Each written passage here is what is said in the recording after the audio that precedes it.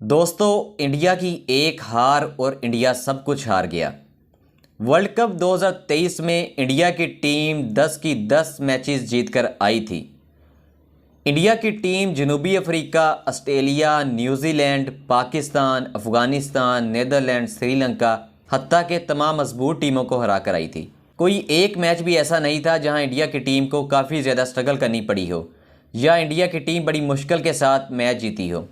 कोई एक मैच भी ऐसा नहीं था कि जहां इंडिया की टीम 10 की 10 विकेटें गिरवा कर आई हो। लेकिन इस वर्ल्ड कप में ऑस्ट्रेलिया के हाथों इंडिया फाइनल का आखिरी मैच हार गया और इंडिया को इस हार को बुलाना बहुत मुश्किल होगा क्योंकि इंडिया अपने होम ग्राउंड में इस फाइनल को हारी है। अब इंडिया को मज़ीद 4 साल इंतज़ार करना पड़ेगा, लेकिन उस वक्त रोहित शर्मा 40 साल के हुए होंगे, विराट कोहली 39 साल के, जडेजा 38 साल के और मोहम्मद शामी 37 साल के हुए होंगे।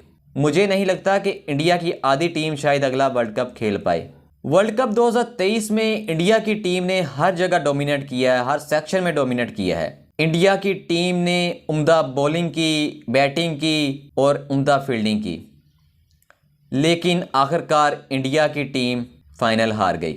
वर्ल्ड कप 2023 में सबसे ज़्यादा रन्स विराट कोहली ने बनाए और दूसरे नंबर पर वर्ल्ड कप 2023 में सबसे ज़्यादा रन्स रोहित शर्मा ने बनाए। वर्ल्ड कप 2023 में सबसे ज़्यादा विकेटें मोहम्मद शामी ने हासिल की।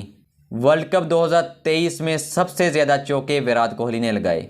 वर्ल्ड कप 2023 में सबसे ज़्यादा छक्के रोहित शर्मा ने लगाए। वर्ल्ड कप 2023 में सबसे ज़्यादा स्ट्राइक रेट विराट कोहली का था। वर्ल्ड कप 2023 में बॉलिंग में सबसे ज़्यादा स्ट्राइक रेट मोहम्मद शामी का था। वर्ल्ड कप 2023 में इंडिया की टीम ने हर जगह अच्छी परफॉर्मेंस दी, लेकिन फाइनल की हार इंडिया शायद बुला ना पाए क्योंकि इस वर्ल्ड कप में player of the tournament Virat Kohli करार पाए थे। उन्होंने इस टूर्नामेंट में बहुत अच्छी बैटिंग की थी और अच्छे स्ट्राइक रेट के साथ अच्छे रन्स बनाए थे।